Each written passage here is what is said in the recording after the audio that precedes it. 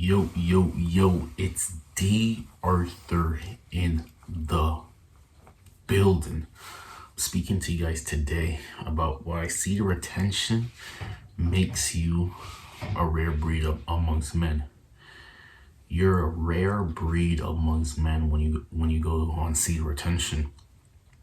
Just because you're practicing something that isn't really popular to the masses. Because today's society, everybody is telling you to fap, let it go, ejaculate.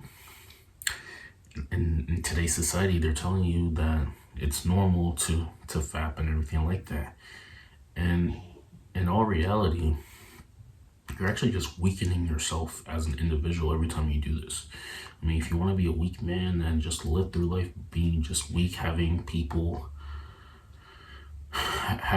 just not as not respect you as much, if you want to use that word, maybe just overlook you and just become not that type of person, then I mean, go ahead and fap every day for the next 5 days and just see how you feel. Let's see how your motivation is, how your discipline is, where your energy levels are, how confident you are. You will start to notice a big difference if you're manually fapping with your hand. Now we have naysayers who don't believe in this. They say, but they're the ones who never tried it. They're the ones who've literally never tried something, and now they're, for some reason, have all of the opinions in the world. Realize that the people who do less are the ones who are usually talking the most.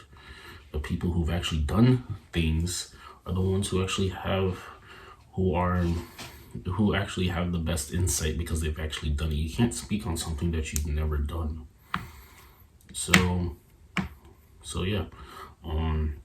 You're gonna be a rare breed amongst men. You're just gonna be rare. You're gonna check all the boxes. You're gonna be on the path to undeniable, the path to legend status, if you want to call it. You're not gonna be on the path to mediocrity. If you fap regularly, if you're just partaking in regular activities, your habits are just normal. You waste your weekends doing whatever, and you're not really just living with any purpose, then really you're really just, like I said, you're going to be a part of the 95%. And like I said, if you want what everybody has, go ahead and do what everybody else is doing. If you want something different, if you want something that not a lot of people have, then you have to set yourself apart. You have to start doing something different. Observe the masses do the opposite. This is the key. This is how, if you want something different, if you want to be a top of the top 5%, you want to be independent in any type of way, financially independent. You don't want to be dependent on any sort of medication or any drugs like that. You want to be solely independent. You want to have independence. You want to be self-reliant. You want to be self-reliant. That's the most important thing that you can really become, is self-reliant. Because if you're depending on another external being to help, and you're depending on them to be there for you, to do something for you, unless you sign a contract, or unless that person has unconditional love for you, or even that, it would be in your best interest to be as self-reliant as possible, to be as strong as possible. And you're going to be a rare breed. You're going to be in the rare breed because you're in the top 0.01% of men who are self-reliant and are self-sustainable. They're sustainable type of people. I mean, it really depends what type of success you want in life. What type of success you want in life? What type of life do you want? If you want to have the white picket fence, family-oriented life, I mean, you have your job, and then you come home, and that traditional type of life, then you're obviously gonna be your priorities are gonna be a little bit different than the man who wants a different life, who wants that I guess, uh, financially independent life, that self-reliant life, the type of guy who relies on nobody for his next check, his next emotional stimulation, or anything like that. I mean, if you want that type of life, then you, like I said, you're gonna have to do just a little bit of things differently. That's exactly what you're just gonna do some things differently. Now, people might not even this type of conversation might not even enter in people's consciousness, in people's minds. They're not aware of another life. They're only aware of the life that they've been told to live. And like I said, you can do your own research and find out what's best for you. But this is solely for the type of men who want just a bit more than maybe the rest. Who want to go the extra mile, just consistently over 5, 6, 7 years to to finally reap the rewards of the compound effect.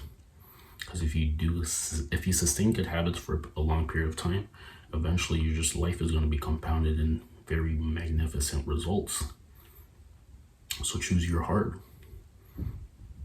So choose your heart. You either do the pain of regret or the pain of discipline. Choose which type of life you want to live.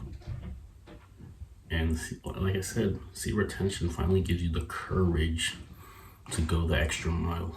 It finally gives you the courage to go the extra mile. Because if you go on retention, you're gonna have one night, like I said, you're gonna have more vigor, more motivation, more discipline, more dopamine, and you're just gonna start attracting more people and better and positive scenarios in your life. This is a very good thing. This is exactly where you want to be. You're gonna be a rare breed amongst men, while everyone's sleeping in, partaking in social habits. You're getting the better things in life just because you've decided you want to have. You're getting the better things in life just solely because you decided to have the better things in life and you stuck with it. This is the difference. People don't stick with things. They try it for maybe a month, a week, a day or so, and they don't see any results, and they put it aside, and then they switch to something that quote unquote works. But something that works is subjective. One thing can work for somebody and not work for the next person based on how much they tried. When someone says, does that work? That's a very subjective question, because when something works for somebody is totally based on how much effort they've put into it. For an example, YouTube can work for one person and it can't work for the next person based on how much output they're putting in. So when someone says, does that work? That's a very subjective answer. It only works based on how much effort you put into it and how much belief you have in doing that certain thing. So like I said, anything you can really manifest, you can pray, you can get anything that you want in life. It just depends on how much work and how much are you willing to sacrifice to get the things that you want now. So yeah, don't buy into people who say, oh, don't try that, don't do this. It depends, just like how much have they tried to actually make it work. Because you have to realize that you're a co-creator with the Most High. You're co-creating your reality every single day based on your habitual thinking. Your subconscious is always recording. Your subconscious is always recording. Your subconscious is always taking notes, depending on what you're habitually entertaining in your mind. So habitually entertain better outcomes. Habitually entertain finding the great partner. Habitually entertain living in that beautiful house. Habitually entertain the things that you want in your life. Be happy, and then go out and get it. It's already, the moment you decide that you want it, you made the decision that you're getting it.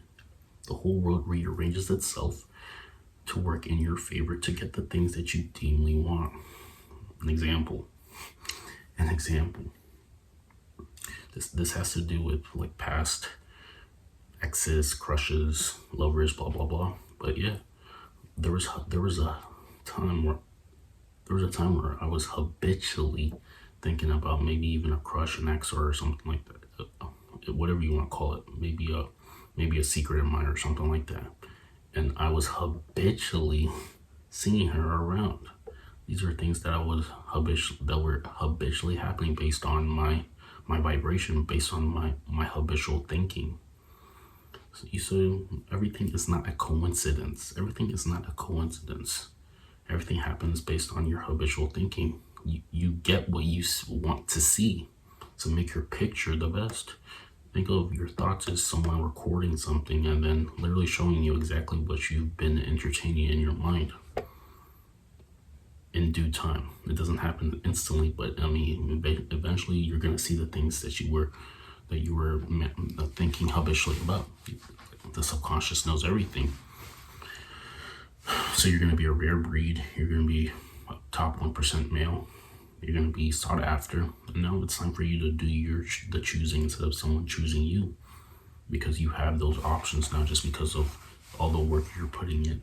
And that this is the bottom line. Like, comment, and subscribe below. We'll see you in the next one. Peace.